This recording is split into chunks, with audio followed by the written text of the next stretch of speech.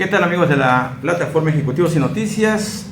Nos encontramos con el doctor Alfredo Bermúdez Contreras. Él es profesor investigador de la Universidad Autónoma de Baja California Sur, ingeniero químico por la UNAM, maestro en Ciencias en Energía Renovable por la Universidad de Murdoch, Australia, y doctor por la Universidad de Loughborough en Reino Unido. Pues muchas gracias por aceptar la entrevista, Alfredo. Con mucho gusto. Y bueno, pues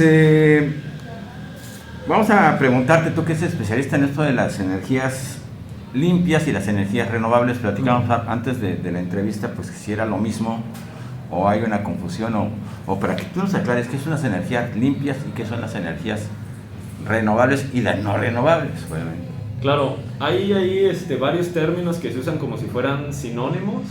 De manera coloquial, energías alternativas, energías limpias, energía sustentable o energía renovable. Muchas veces los usamos de manera intercambiable, ¿no? Pero son conceptos distintos. ¿Por dónde empiezo? Alternativo creo que es la mejor manera de empezar. En la actualidad, todavía arriba del 80% de la energía que usamos en el mundo proviene de fuentes fósiles. Entonces esa es la opción 1. Todo lo que no sea fuentes fósiles es alternativo a los combustibles fósiles, ¿no? Entonces ya va una distinción ahí. Luego, en nuestro país, por las definiciones que están hechas en las leyes, tenemos también una distinción entre limpio y renovable. Renovable tiene que ver con los flujos que se encuentran en la naturaleza, que se están regenerando constantemente, y además define en nuestra legislación, también se consideran, vamos a decir, productos de las actividades humanas, como los residuos sólidos urbanos o las aguas residuales, que son susceptibles de poder generar energía. También los consideramos en la parte de renovables. Ahora, los limpios, en México al menos, tienen que ver con las emisiones de CO2, de gases con efecto invernadero. Entonces, por ejemplo, la energía nuclear, que no es renovable, sí es limpia, aquí en México, ¿no? Y el otro término, el de energía que se usa, es sustentable, ¿no? Sustentable tiene que ver con cómo se aprovecha un recurso y su permanencia en el tiempo. Ejemplo, si tenemos una plantación de árboles para fines energéticos, por decir algo, ¿no? Aunque es renovable por naturaleza, es un recurso que se llama biomasa. Si me lo echo, lo talamos y no reforestamos esa parte, pues es renovable, pero no es sustentable ya. Hasta ahí llegó y te vas a tener que esperar 10, 20, 40 o 50 años para que esa misma plantación vuelva a estar como estaba, ¿no? Entonces esa manera de explotarlo no es sustentable, ¿no? Entonces hay ahí distinciones finas tal vez, pero de concepto que nos hacen, pues que es importante tener claro para platicar de estos temas, ¿no? Ahora bien, ¿qué tipos de energías alternativas se manejan en el mundo y en México particularmente y en Baja California? Pues usamos energía para muchas cosas, ¿no? Yo veo como 3 grandes usos de la energía, y dependiendo de esos usos, pues son las fuentes que utilizamos.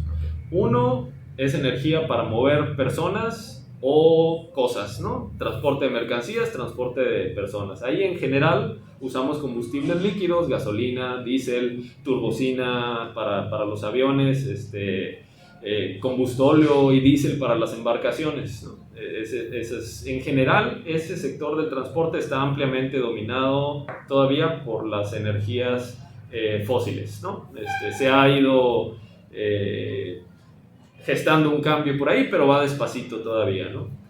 Luego, otro uso de la energía es para obtener electricidad, y con la electricidad hacemos un montón de otras cosas, porque la electricidad en realidad no es lo que queremos. La electricidad es un vehículo que nos permite hacer otra cosa. Nadie quiere tener electricidad en su casa para estar tocando el enchufe, ¿no? O sea, queremos prender la luz, queremos cargar el celular, queremos cocinar, queremos lo que sea, ¿no? Bueno, entonces, energía que se usa para generar electricidad, y ahí sí yo creo que es de donde más diversidad tenemos, porque pues ahí están los combustibles fósiles, donde lo principal es el gas natural, el carbón y el petróleo y algunos de sus derivados para generar electricidad, pero también están pues las renovables y la nuclear, ¿no? Geotermia, solar, eólica, los residuos de los asentamientos humanos, toda la energía que podemos obtener de los océanos, olas, mareas, corrientes, diferencias de salinidad, diferencias de temperatura, pues ahí todo eso ya se aprovecha en mayor o menor medida, unas mucho más, otras muy poquito,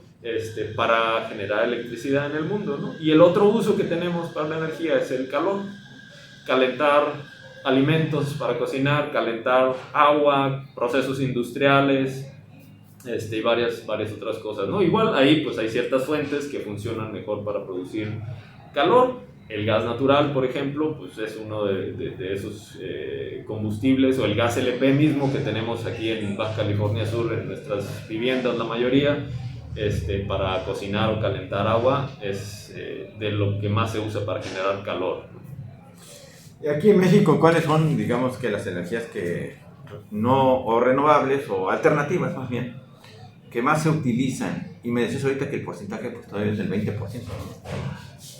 Perdón, ¿no? En las alternativas, porque me dijiste el 80% son todavía fósiles. En México es más alto, ¿no? O sea, dependemos a nivel mundial, dependiendo a quién le preguntes, pero andará por el 80 y tantos por ciento las fuentes fósiles, ¿no? Ajá. Y el restante 19-20% se reparte en las otras, ¿no? Sorprendentemente, digo, y ahorita regreso a la situación de México, la biomasa es la que más participación tiene como fuente de energía, y biomasa como leña, ¿no? Todavía en muchas partes del mundo la leña es uno de los energéticos, o el energético principal en algunos lugares, ¿no? Bueno, regreso.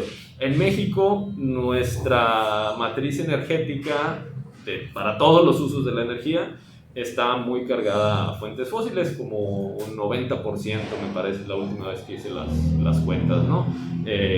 Energía para transporte, para generar electricidad, para calor en general.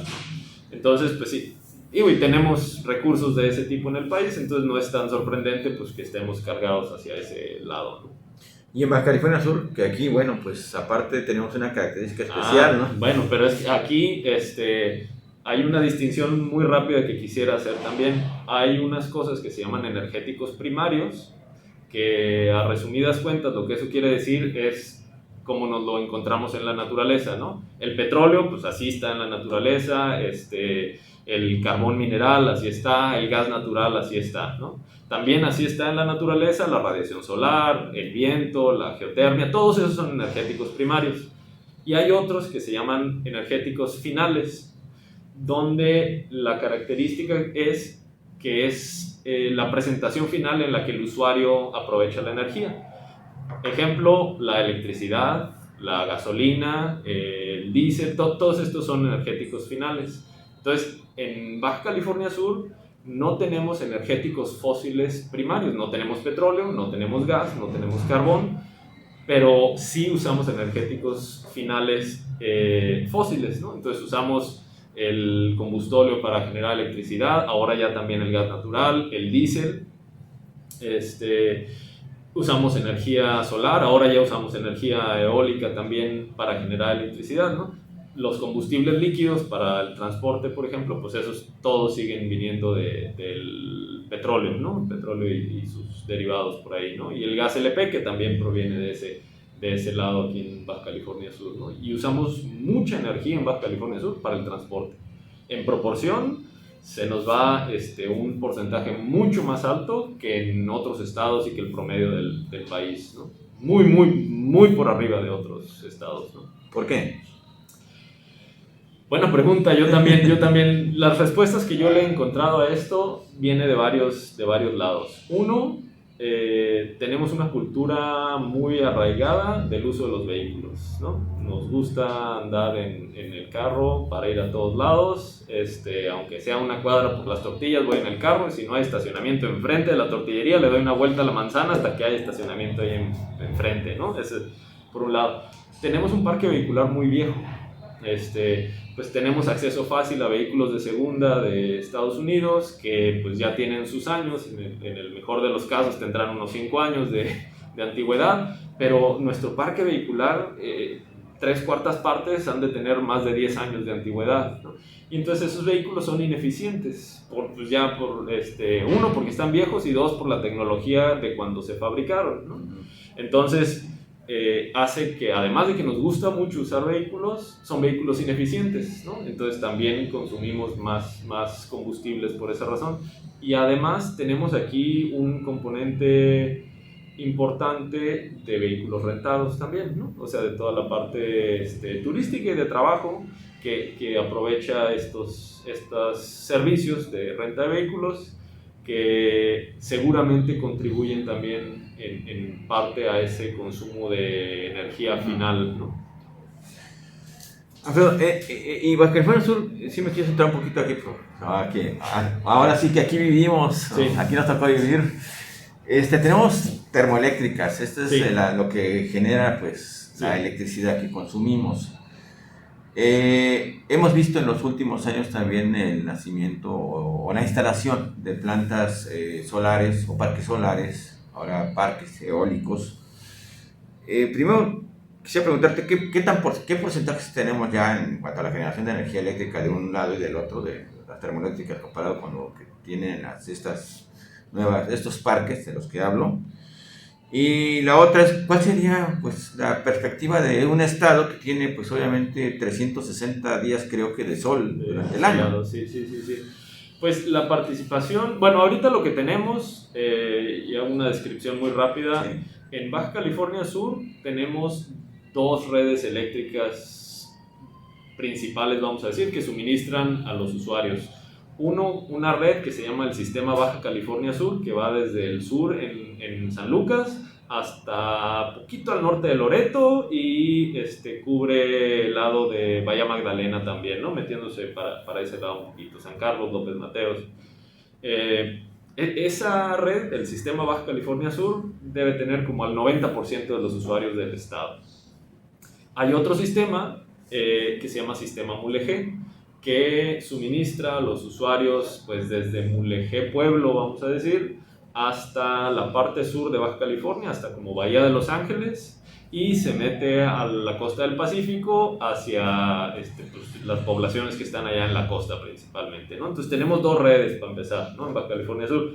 En el sistema Baja California Sur tenemos 5 centrales de la CFE, 2 están aquí en La Paz, Punta Prieta y la central de combustión interna. Hay una en Los Cabos, Turbogas Los Cabos, hay una en Constitución, Turbogas Constitución, y otra central de combustión interna en San Carlos que se llama General Agustino Lachea.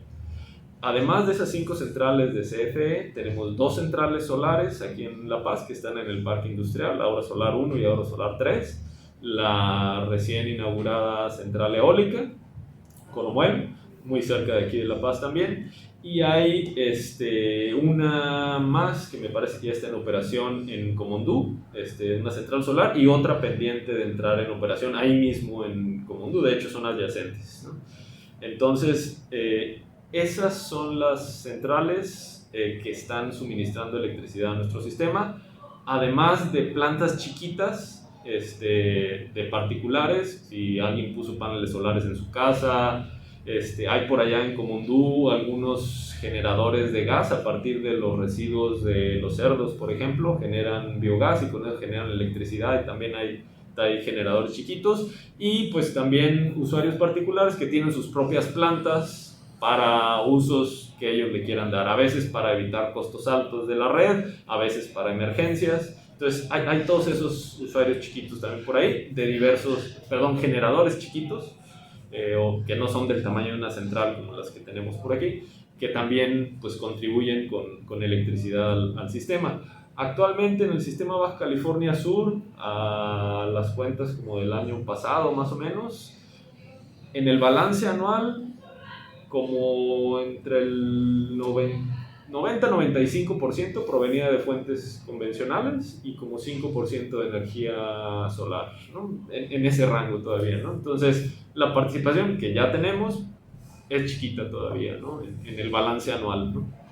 Así es, sin embargo, pues es un estado que va a seguir creciendo, tiene una tasa demográfica Sí. de las más importantes del país.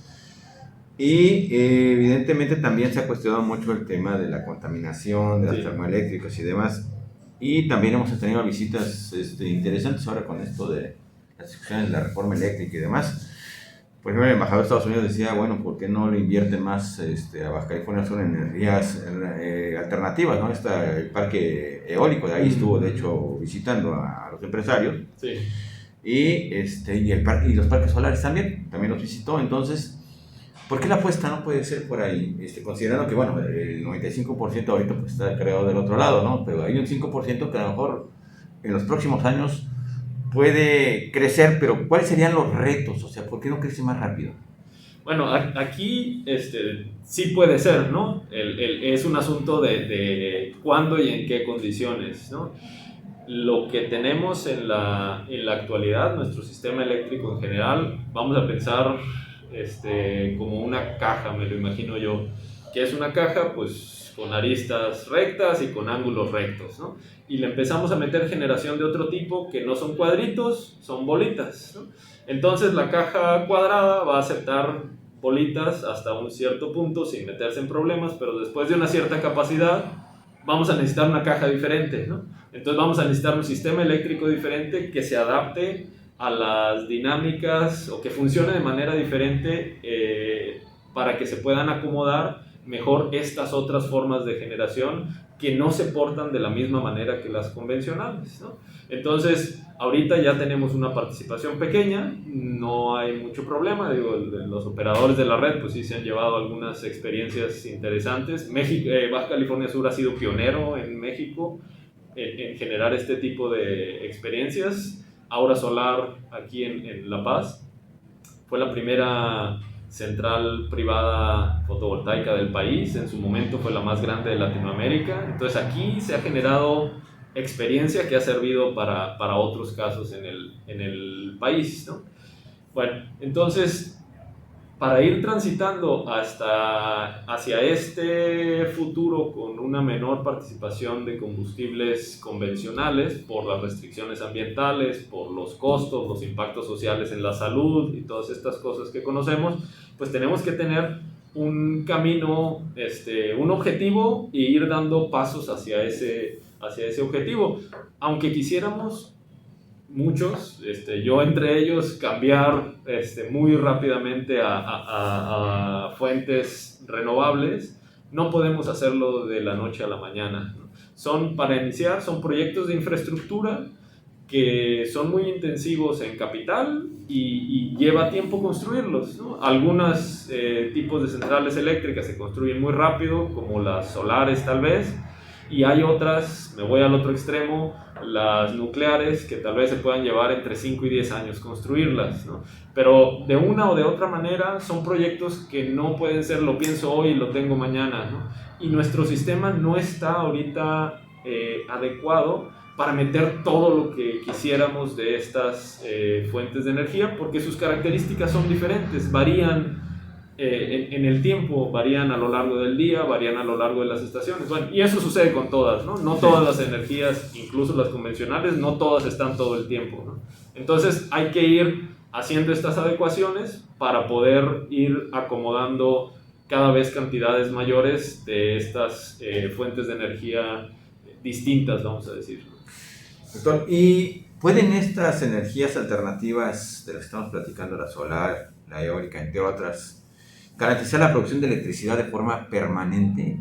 ¿Sí se puede o definitivamente los combustibles fósiles van a tener que ser utilizados durante muchos años todavía? En general, yo pienso que no es bueno poner todos los huevos en una sola canasta, independientemente de cuál canasta sea, ¿no? Lo que mayor resiliencia nos puede representar como sociedad, aquí en Baja California Sur, en el país y en todo el mundo, es tener una matriz energética diversificada que pueda tener pues varios lugares de donde jalar.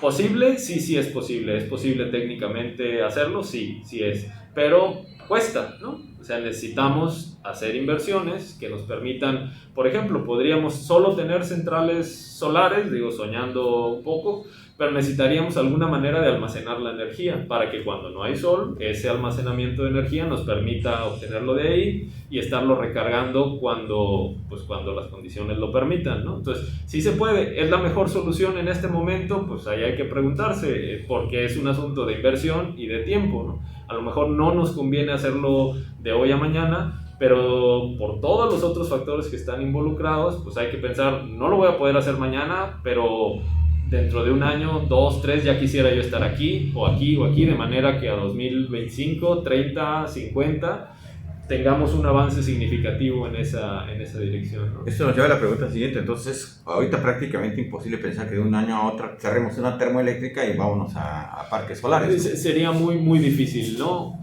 Uno, por cuestiones del tiempo que lleva a construir la infraestructura, independientemente del tiempo de gestiones de permisos, de ubicación de los predios, de todo esto que hay que hacer previo a poner el primer ladrillo.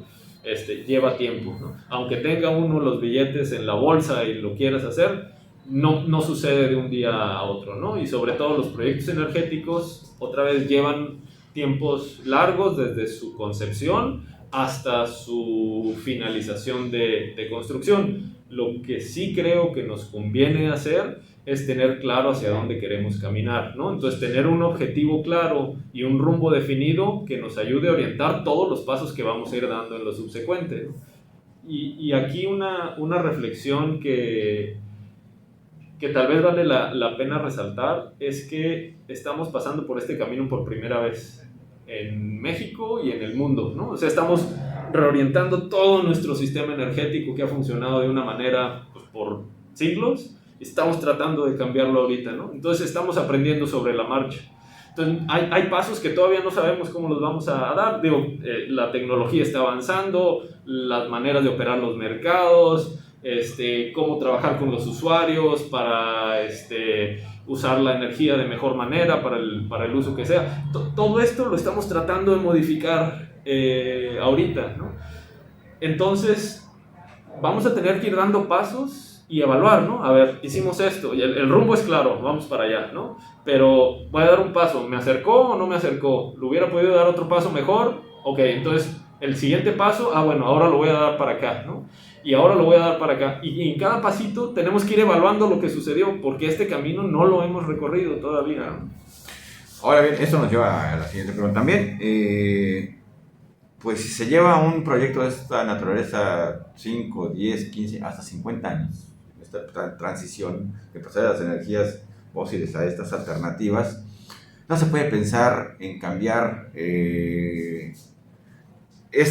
todo este andamiaje en 6 años, o en 3 años, o en 4 años, ¿no? Que es lo que dura una vez el gobierno. Es un tiempo muy corto, ¿no? Y ahí pues hay un ejercicio muy importante que tenemos que hacer como sociedad, con todos los participantes de la sociedad, de definir para dónde queremos ir, ¿no? Porque los tiempos administrativos pues son cortos y esta es una carrera de largo plazo, ¿no? Entonces no podemos, bueno, sí podemos, no deberíamos estar cambiando el rumbo a cada rato, ¿no? Sino parece que ahorita como población mundial, como sociedad global, nos está quedando clarísimo que el rumbo energético que deberíamos tomar es uno que nos ayude, entre otras cosas, a hacerle frente a toda la parte ambiental, ¿no? Cambio climático es lo que más suena, pero hay muchos otros aspectos ambientales también alrededor. Y ahorita hay metas muy claras que los países han estado haciendo para 2030 y 2050 para lograr ciertas cosas, ¿no? Emisiones netas cero a 2050 es una meta que muchos países tienen ya, ¿no? Bueno, nos quedan 25 años, bueno, un poquito más para lograr eso. Hay muchas empresas a nivel mundial que hoy en día ya se suministran con energía renovable y hay varias otras y hay varios países y estados que han dicho yo a 2030 voy a estar así, a 2035 voy a estar así, China me parece que sacó su meta de emisiones netas cero para 2060, ¿no? Entonces, China, ¿no? Entonces, se puede, pero no es para esperar de manera realista que mañana lo vamos a lograr, ¿no? Bien, Alfredo, vamos a una pausa y vamos a cerrar la entrevista platicamos también sobre las tarifas, que es algo que le interesa mucho al público conocer. Con gusto.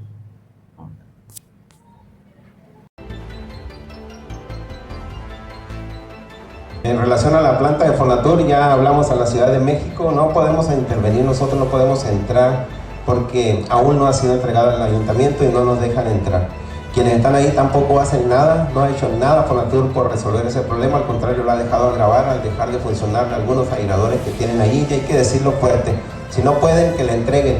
Nosotros queremos que nos entreguen la planta de Fonatur, que nos entreguen en tiempo y forma como debe ser para operarla, y entonces sí échenos la culpa a nosotros, pero antes no, porque no podemos intervenir, no podemos meternos, pero ya por cuestión de salud pública estamos presionando en la Ciudad de México para que nos la entreguen y hacernos cargo, y entonces sí digan que el municipio no está haciendo nada. Mientras, por favor que sepan la verdad cómo está el asunto. Y si no hay recursos para operarla, pues los buscamos, pero de que encontramos soluciones, encontramos. Pero si no la tienen que entregar, para que quede claro eso, porque no podemos entrar. Todo San José está lleno de lo que ya saben. 14º Ayuntamiento de Los Cabos. Gobierno con sentido humano.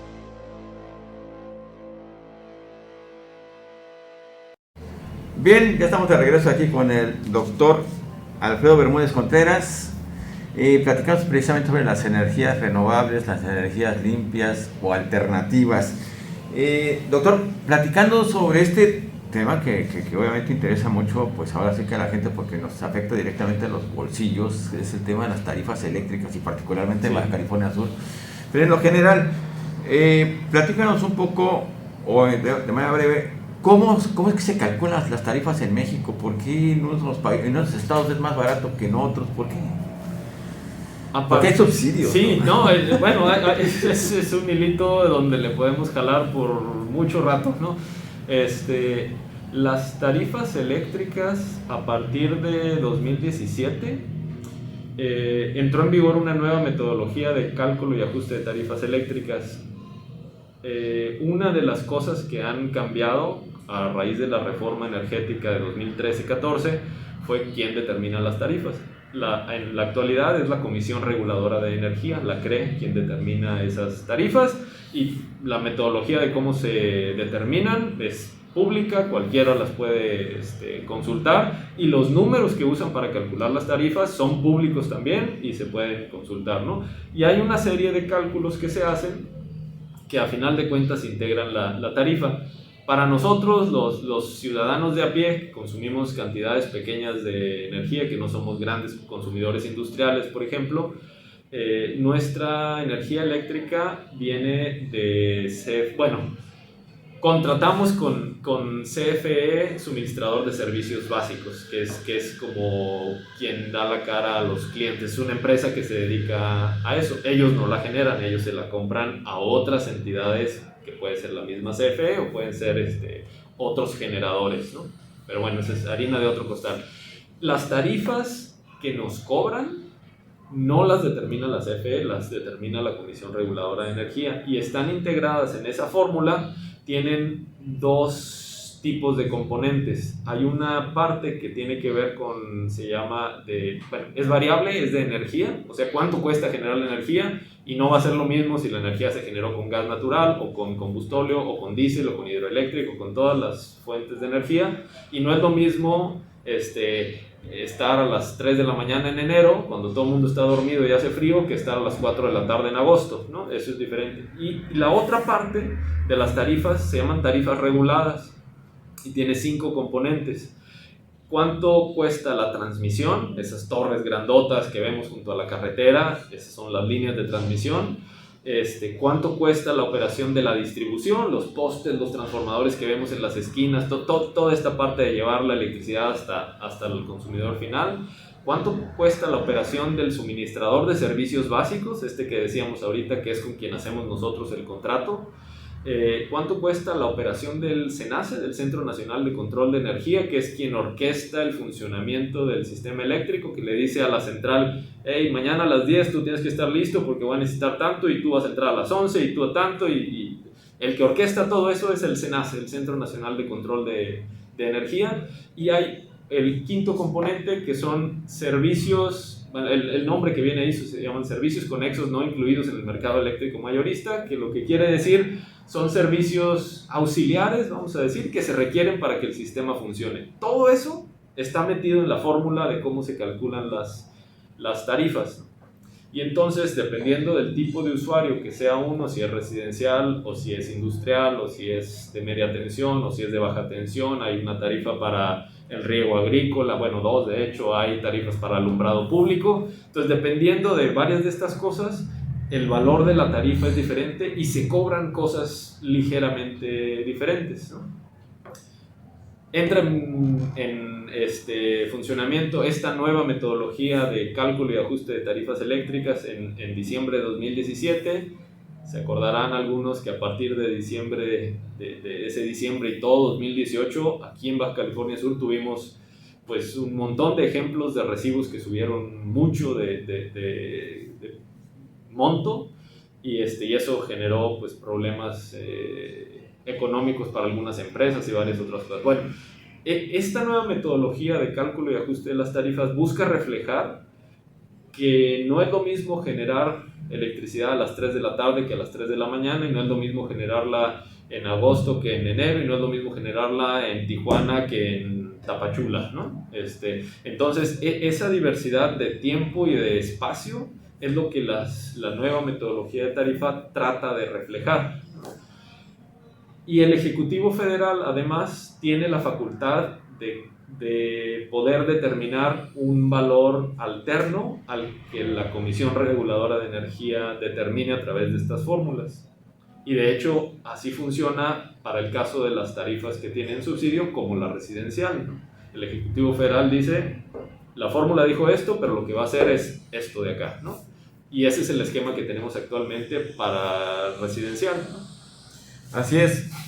¿Qué se por ejemplo ese subsidio? Pues vemos en los recibos y a veces, no a veces, casi siempre es mucho mayor que lo que pagas, ¿no? ¿Por qué se da esta situación? Pues ahí por criterios que ya no son de recuperación de costos, o sea, la metodología de tarifas lo que busca es recuperar los costos de lo que cuesta que podamos prender la luz de nuestras casas, ¿no? O sea, todos estos costos de la cadenita, de el que la genera, el que la transmite, el que la distribuye, el que la vende, y que podamos tener, todo eso es lo que busca recuperar la metodología. Pero, pues, no todo mundo está en condiciones de poder pagar lo que resulte de esa fórmula, sobre todo viéndolo con ojos sociales, ¿no? Hay un concepto ahí que podemos platicar en otro momento, el de la pobreza energética, pero el tener o no energía en nuestras viviendas cambia nuestra vida de manera muy dramática.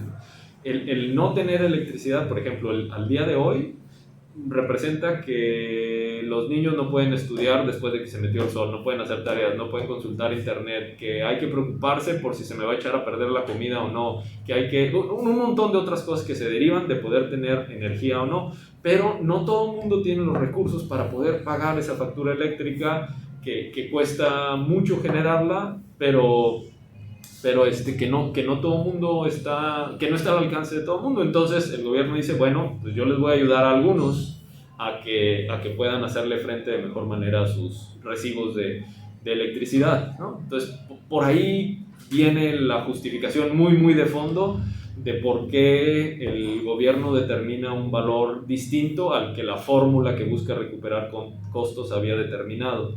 Digo sinceros, ¿se puede realmente, pues hemos escuchado muchas veces esta versión de que vamos a disminuir las tarifas eléctricas, considerando la problemática mundial, lo que está sucediendo, esta transición de energías fósiles a energías alternativas?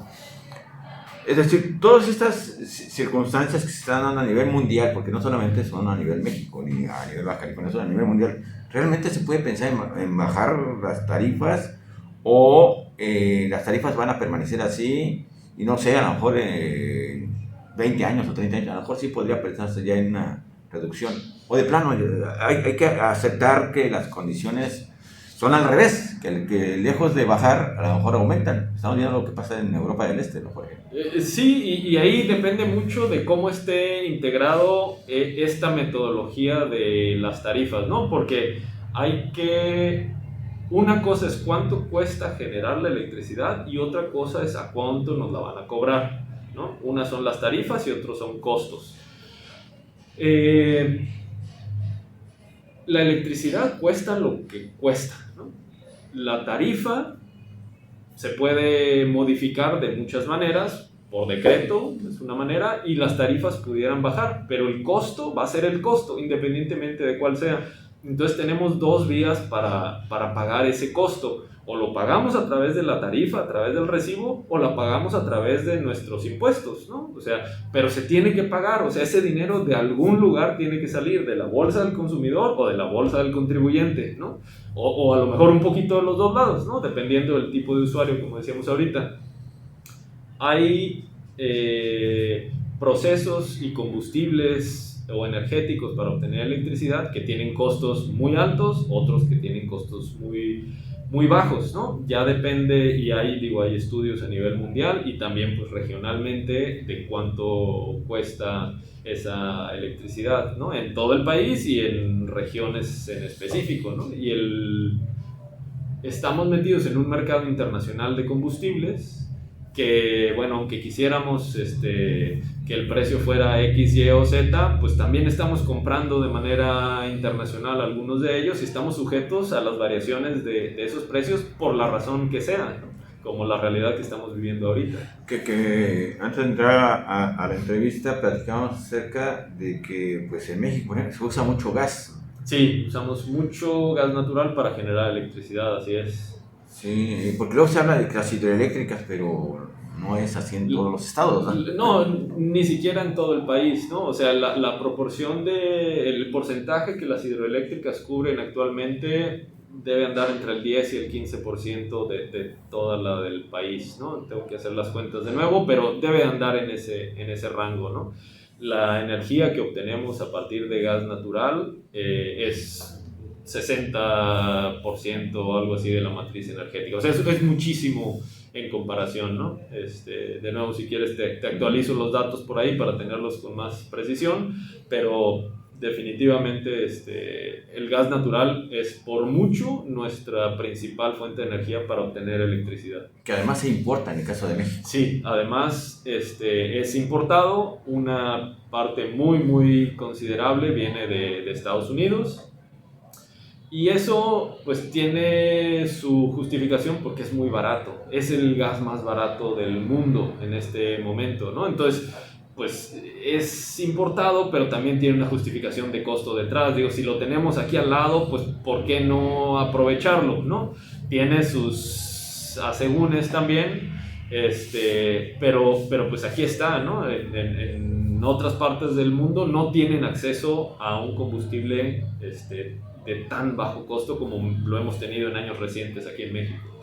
Y regresando de las tarifas en Baja California, particularmente hace unos años recuerdo que había mucho esta exigencia de que se podían bajar o porque que eran más caras que en el resto del país, y por ahí se hizo incluso una gestión, ¿no? Para ver si a nivel federal podrían disminuir las tarifas, no los costos, ya que digamos que sí, cuesta lo que cuesta, ¿no? Sí. Pero las tarifas sí podrían tener alguna consideración, ¿no? Sí, lo que mencionábamos hace unos momentos, ¿no? De que se puede, ¿no? Con una instrucción de la Secretaría de Hacienda, dicen, pues la tarifa residencial va a ser tanto, ¿no? Y la tarifa baja o la tarifa sube, ¿no?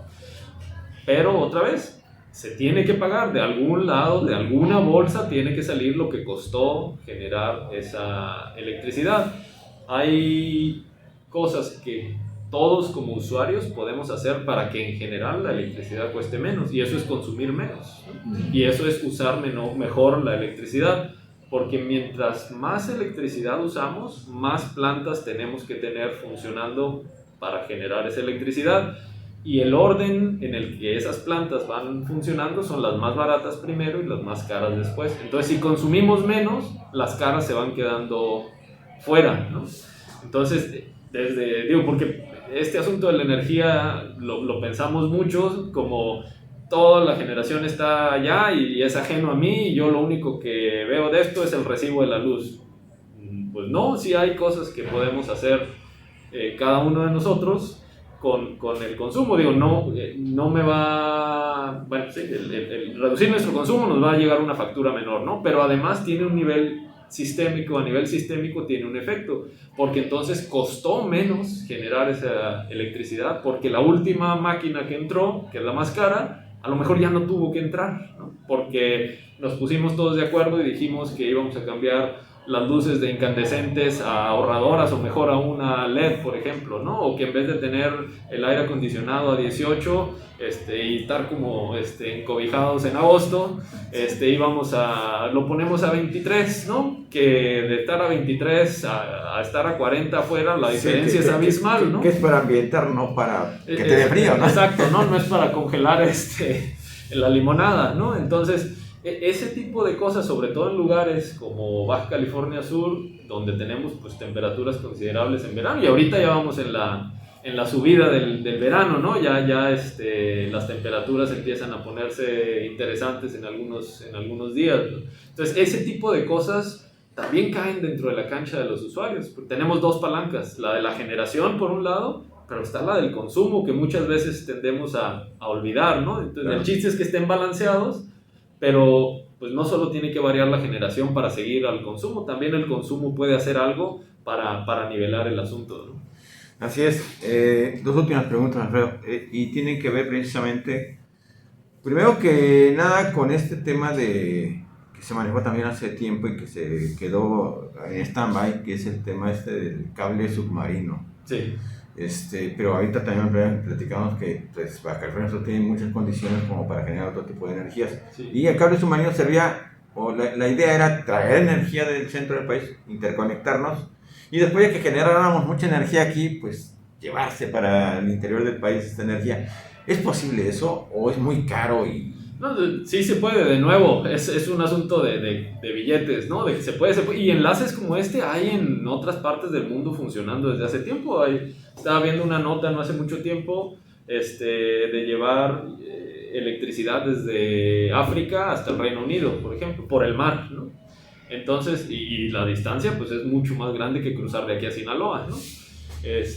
También tiene que ver la profundidad y varias otras de estas cosas, pero desde luego que nos convendría estar conectados, ¿no? Es un asunto de rentabilidad por ahí, ¿no? Porque la inversión de un proyecto de estos, pues no son cacahuates, ¿no? Es una inversión muy grande. La última versión que yo recuerdo haber visto del proyecto de CFE era de $1,600 millones. Estaba ahí en el portal de Proyectos México, el portal de inversiones del gobierno federal. Sí, $1,600 millones. Entonces, es un asunto de rentabilidad, no solo no económica, sino social también. ¿Me conviene gastar esa cantidad de dinero en los poquitos habitantes de Baja California Sur? ¿O me conviene gastar ese mismo dinero para alcanzar el doble o el triple de esa población en otro lugar del país, ¿no? Entonces, creo yo, y ahí habría que preguntarle a alguien de los que deciden estas inversiones, que la rentabilidad de ese proyecto todavía no da para nosotros, ¿no? ¿Nos convendría? Pues sí nos convendría, ¿no? ¿Podríamos sacar electricidad? Físicamente, seguramente sí, pero pues ¿por qué no mejor poner la central del otro lado en Sonora, ¿no? O sea, si tenemos mucho sol aquí, por ejemplo, y el sol es buenísimo, también es buenísimo en Sonora, ¿no? Y ya están del otro lado y me ahorro 500 kilómetros de línea de transmisión donde voy a tener pérdidas a lo largo de la línea, ¿no? Entonces, sí se puede, físicamente es posible, pero hay un asunto de optimización que considerar ahí, ¿no? Uno, de optimización económica, de ver si ese es el mejor uso de ese dinero. A lo mejor, en vez de invertir en el cable submarino, nos conviene poner centrales de almacenamiento de energía en Baja California Sur que nos ayuden a capotear la variabilidad del sol y del viento, ¿no? Y a lo mejor nos cuesta 1/10 parte de lo que nos costaría la interconexión al sistema interconectado nacional, ¿no? ¿Nos dejaría eso en una mejor o una peor posición que como estamos ahorita? O sea, son preguntas de ese tipo, creo, son recursos escasos.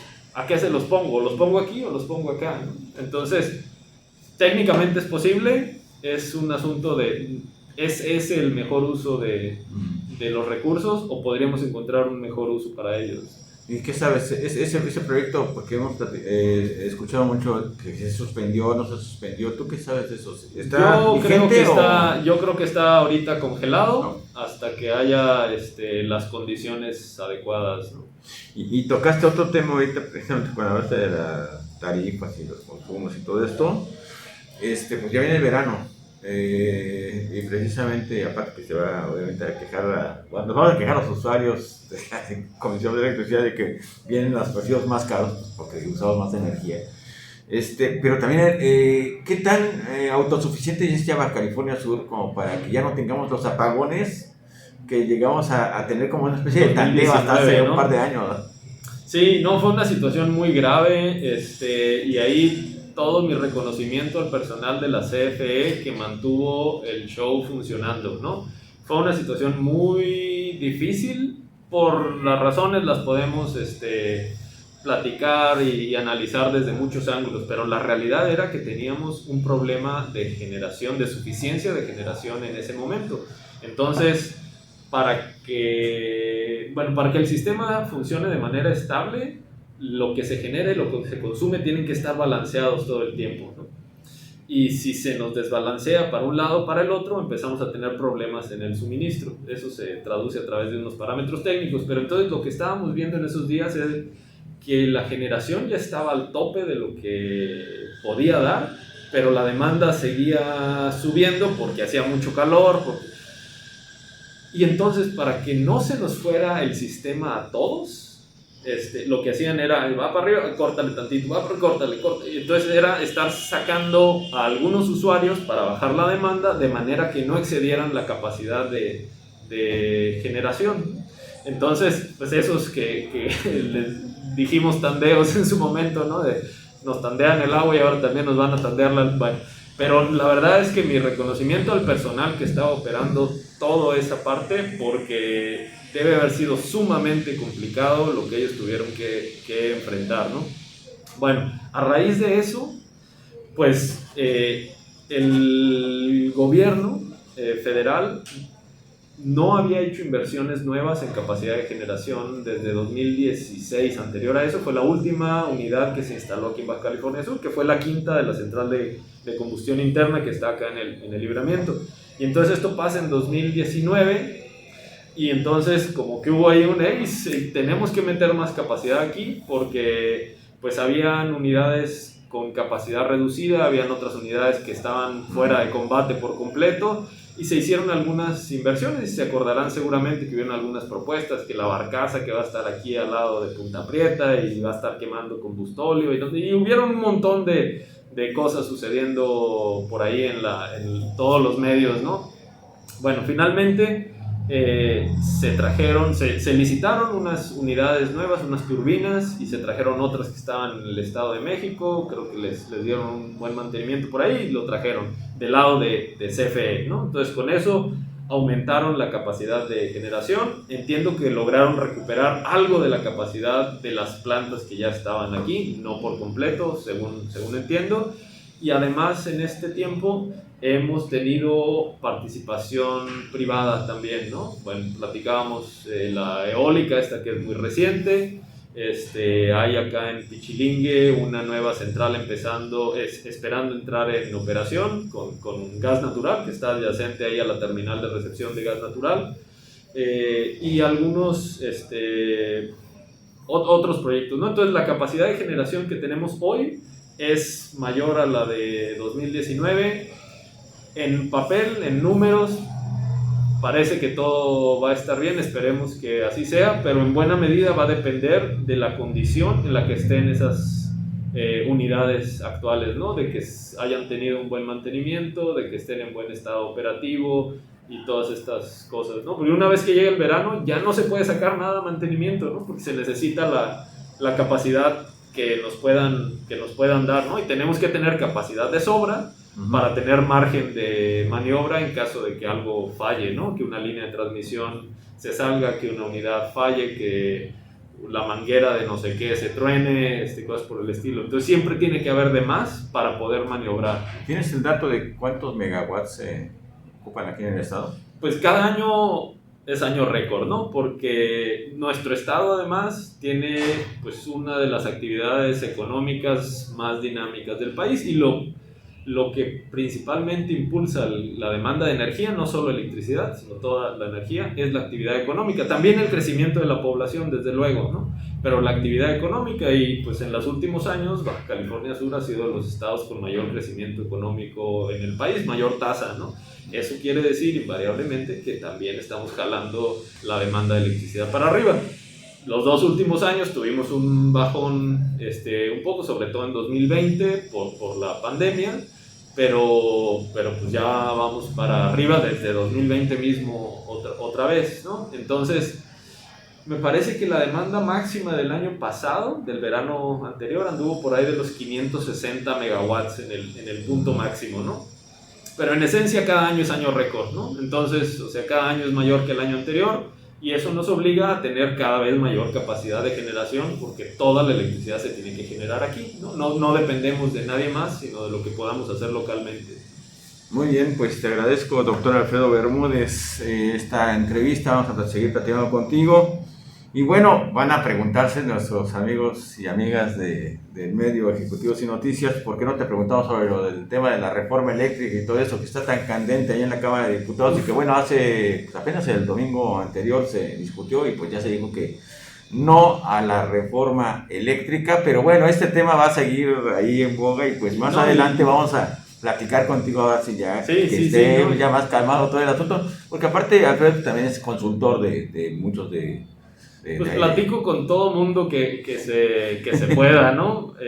Yo en lo personal quisiera empujar cambios en Baja California Sur, y para empujar cambios hay que ponernos de acuerdo, ¿no? Entonces hay que estar platicando con todo mundo por ahí. Y lo que vimos en el domingo, que fue la discusión en Cámara de Diputados, pues hasta ahí llegó la iniciativa de reforma constitucional, ¿no? Pero está en paralelo todavía la otra, la ley de la industria eléctrica, que esa fue de poquito más de hace un año, ¿no? Principios de 2021 se modificó la ley de la industria eléctrica, ¿no? Entonces esa discusión sigue abierta, parte de eso se está discutiendo en la Suprema Corte de Justicia de la Nación, ¿no? Entonces hay mucha tela de dónde cortar. Pues cuando tú me digas, Alfredo, podemos platicar sobre ese tema, que seguramente Perfecto. va a ser muy interesante. Y pues sí, efectivamente, pues Alfredo es especialista sobre estos temas de energía renovable, y no solamente de energía renovable, pues todo lo que tenga que ver con energías aquí en Baja California Sur, pues Alfredo es el especialista número 1, entonces obviamente que pues mucha gente se acerca con él a preguntarle. Pues no sé si el número 1, dónde, pero, ¿no? pero cuando menos ahí le voy jalando hilitos cuando hay chance. Alfredo, muchísimas gracias. Con gusto, por nada. Hasta luego. Los Hasta saluda luego. Raimundo León.